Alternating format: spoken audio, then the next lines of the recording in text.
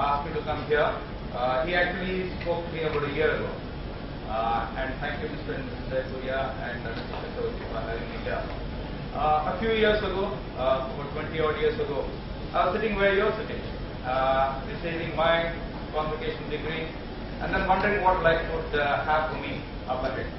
And what I'm going to talk to you about today is about what life could offer you over the next decade and more. Okay, so that's what I'm going to speak about. So you're all very smart people.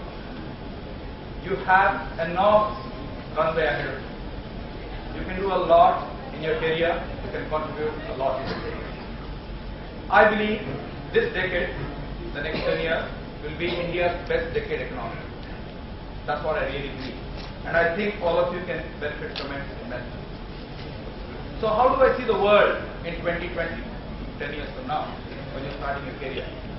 I see a world which is digitally connected. But the physical boundaries will get starker and starker as global competition will force many countries and governments to do something to appease their population. So we'll see a very big digital world out there. Digital brands like Facebook and Twitter will be teenagers by the year 2020. You will use them enormously to stay connected with each other. That's what I see in 2020. In 2020, I see an India which is very young. But whenever you speak of India, there are facts and counterfacts which are both applicable to a country like India. In 2020, India will be 29 years old on an average. We will be one of the youngest countries in the world, 29. America and China will be 37 years old on an average. Europe will be 45, Japan will be 48. While we will be a very young country, we will also have 75 million people who will be above the age of 60 in 2020. And we don't have any facilities for them today. My mother is one such person and I worry about her. She's 70 plus. India will have a lot of billionaires. We'll have at least $50 billionaires in the Forbes list.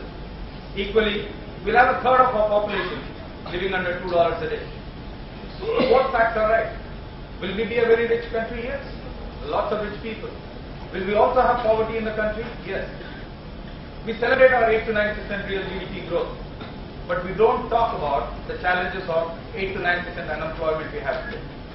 So for every fact about India, there is a counterfact which is true. And all I ask you as you start your journey is keep the balance. Don't get carried away by the positives.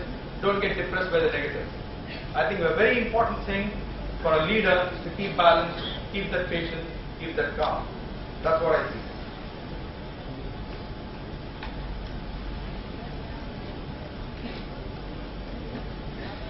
As you go through the next decade, you will see economic growth at 8 to 9% as I mentioned.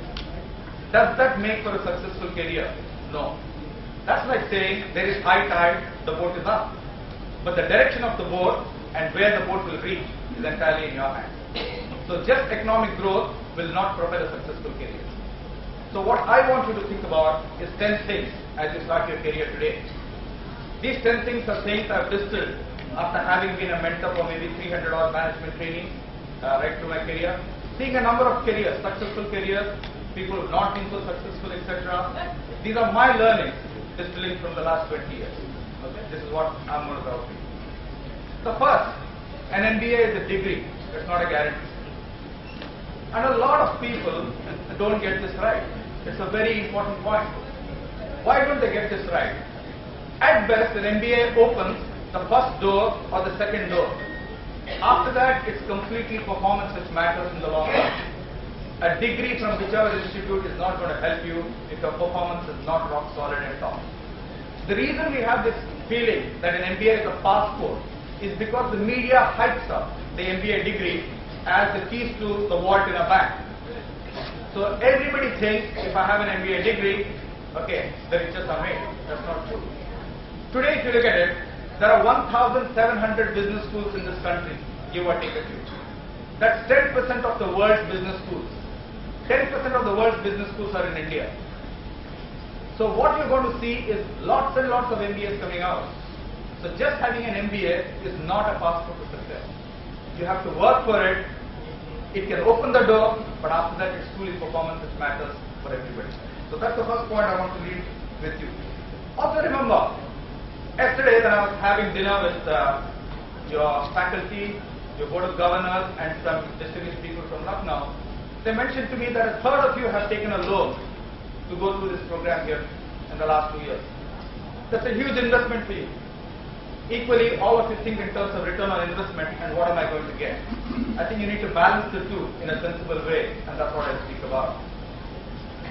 Second, it might sound paradoxical to you that at the end of 2 years, I have a chart which says start learning now. This is a very important point. An MBA is a degree which is full of solid theory. The workplace is completely different. Let me give you a few examples. When you are going through business school here, you choose the subjects you want. You don't choose the job you want at workplace.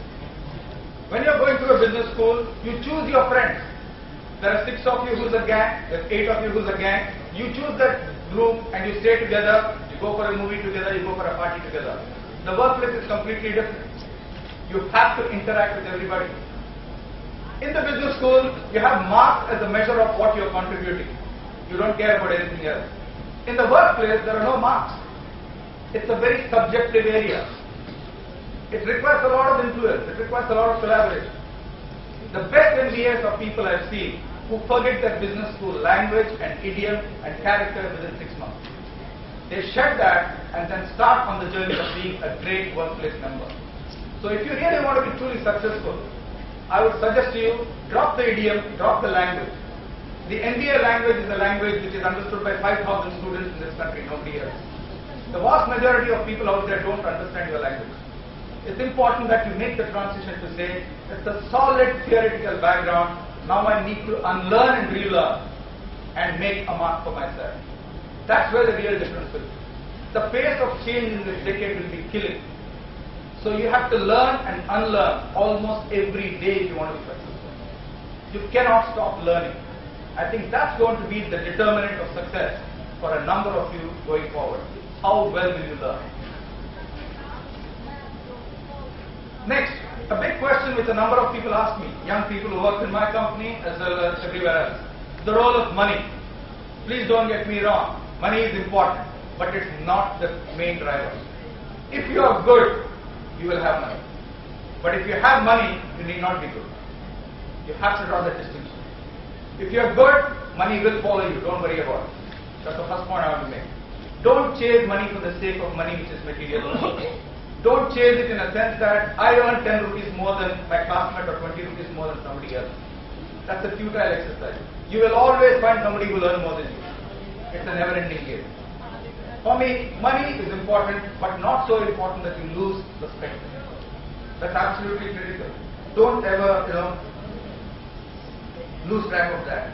The other thing, if you look at money in your career, money really comes to you in a successful career after you are about 35, 40.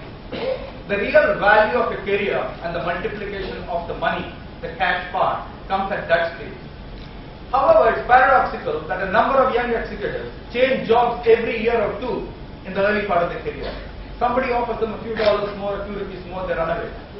The real money comes actually towards the latter part of your career, not to the beginning of your career. At the start of your career, whatever your vocation, whether it's marketing, whether it's finance, whether it's HR, choose the place where you believe you will learn the most in that vocation. That should be your solid foundation. On that foundation, you'll get a lot more money 10 years out, 15 years out, not today.